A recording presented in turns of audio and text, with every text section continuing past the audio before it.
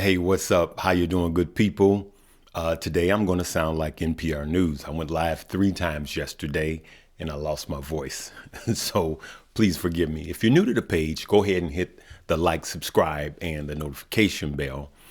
This is Stock Up with Larry Jones, where I sound like I have a lot more excitement than this, but today I have had that dry cough, and now I have no voice after being on all day yesterday, trying to keep the family fed. If you've been subscribed to the page for a while, do me a favor and hit the like button, okay? This sounds like NPR News. All right, let me cut this up a little bit so you guys could hear me. This is about all the volume that I have. Let's get right into it. So, about yesterday, cloud, companies like Snowflake and Salesforce, those type of companies actually really tanked yesterday while tech came back roaring. Why? Because the Fed talked yesterday as I streamed live, and the Fed literally said that business as usual, he's going to stay the course, but he also said that he could see pretty much being less hawkish going forward as the data shows that inflation is cooling off. And so a lot of people, including myself, thinks that the market has priced in not 75 basis points in December, but actually 50 basis points in December. As a matter of fact, we think 50 basis points in December, and there's no January FOMC meeting, and then another 50 in March. So that's what we're looking for. That's what I'm looking for, and I believe the market has priced in. I still think that we will close the year out above 4,100-ish. Anything could happen with the geopolitical situation. The Fed could change his course and become hawkish again. Remember, we have CPI numbers coming out. What was that? December 13th, right? So December 13th, we have new consumer price index numbers coming out. And December 14th, we have the Fed again. So Jerome Powell will be talking again. But before then, just know that Friday, which is tomorrow at the time of recording this, we have new monthly job numbers coming out. And remember how this goes if you're new. If the job numbers are good, meaning there's low unemployment, that's not good for the market. That's showing that inflation is still high. Okay? The Fed job right now is to actually cause more unemployment, right? And so that's the way the cookie crumbles, right? So that's what's happening. Let's see here. CPI numbers. I covered that. I got some notes here, good people. And so let's talk about some more things that happened. The Dow, the S&P, and the Nasdaq all jumped up on this news that the Fed was going to somewhat pivot and be less hawkish and becoming more dovish. Hawkish is aggressive. Dovish is less aggressive, okay? The Dow went up 700 points yesterday on that news. And at the time of making this, it has given back less than half of that. So we'll take that. If the Dow goes up 1,000 points every other day and then comes down 500 points every other day, that is positive moving. So the Dow was up over 2% yesterday.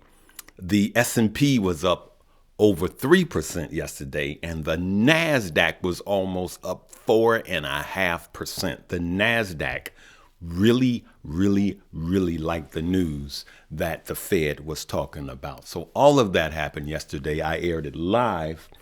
And then we had Mr. Sam Bankman-Fried, who came on CNBC and told his side of his story. He said a lot of key things. He said, one, that we all know now that he gave, between him and himself and his company, should I say, he gave about $70 million to the Democratic Party. He's now saying that he gave about the same amount to the Republican Party, but he did it dark, meaning that where you can't see it, right? A lot of people don't know, but this is done all of the time, right? I never saw a politician that didn't like a camera and won't take a check, all right? And so, be what it may, you may or may not believe it, but I believe it will come out in the wash. Now, Sam Bankman-Fried is talking to everyone. And I do mean everyone. He's going on a media campaign. And so right now we're going to listen to even the latest. He talked with George Stephanopoulos from ABC. Let's take a listen. Or euros. But as you know, the FTX terms of service tell the people who signed up, none of the digital assets in your account are the property of or shall be or may be loaned to FTX trading. But you're saying that happened. My understanding is a few things happened. The first is there is a margin trading facility. A year ago, there is. One of the reasons FTX went bankrupt is because FTX deposits were used to pay Alameda's creditors. Carolyn Ellison said you knew about that. Is that true? Best I can tell, Alameda did have a big position open on FTX. That position, I think, was very over collateralized a year ago. There is a total market collapse, and specifically a large correlated collapse in its assets over the last month, and to some extent over the last year, that threatened that position quite a bit. And I think that's, as best I understand, a lot of what happened there. I am no cryptocurrency expert. I'm no finance expert, but I don't think you answered my question. I always ask you, did you know that FTX deposits were used to pay off Alameda creditors? I don't know of FTX deposits being used to pay off Alameda creditors. Are you... Which creditors are you referring to? Carolyn Ellison said that you all knew that these funds were put into Alameda. They were the funds owned by your depositors. So I can't speak for who knew what. A lot of the customers on FTX did have, borrows either, in dollars or Bitcoin or euros. But as you know, the FTX terms of service tell the people who signed up, none of the digital assets in your account are the property of or shall be or may be loaned to FTX trading. But you're saying that happened. My understanding is a few things happened. The first is there is a margin trading facility on FTX by which users can lend out funds, by which other users borrow funds. And so there are explicit cases where there is, margin extended, where there is borrow lending. If Alameda is borrowing the money that belongs to FTX depositors, that's a bright red line, isn't it?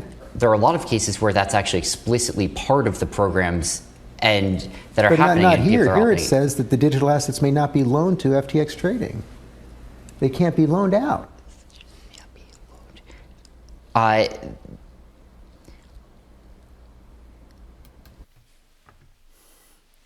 Unbelievable. Just simply unbelievable. He can't answer. George Stephanopoulos read the terms and conditions of FTX's own, their own policies. And he broke the policies. Carolyn Ellison, for those of you that don't know, she ran Alameda, which was his girlfriend that ran his other firm called Alameda. Of course, they took our deposits and funded Alameda. And he threw her under the bus and then put the bus in reverse and said he didn't know, he didn't have any decisions. And then, as you could see, he literally can't look at us in the eye. He keeps his head down and he just bold-faced lied. He did that yesterday, and then he did it today with George Stephanopoulos. It is unreal that he is on camera just incriminating himself time after time. And so you make the judgment for yourself. Let's not use any foul language in the comments. But I do believe by the end of this year, he'll be on Capitol Hill. There'll be a dog and pony show and nothing will happen because he has put somewhere in the area of 140 million in both Democrats and Republican pockets, and nothing will happen. Okay? That's what I feel. But I do believe that crypto will survive this, and I do believe that crypto will thrive.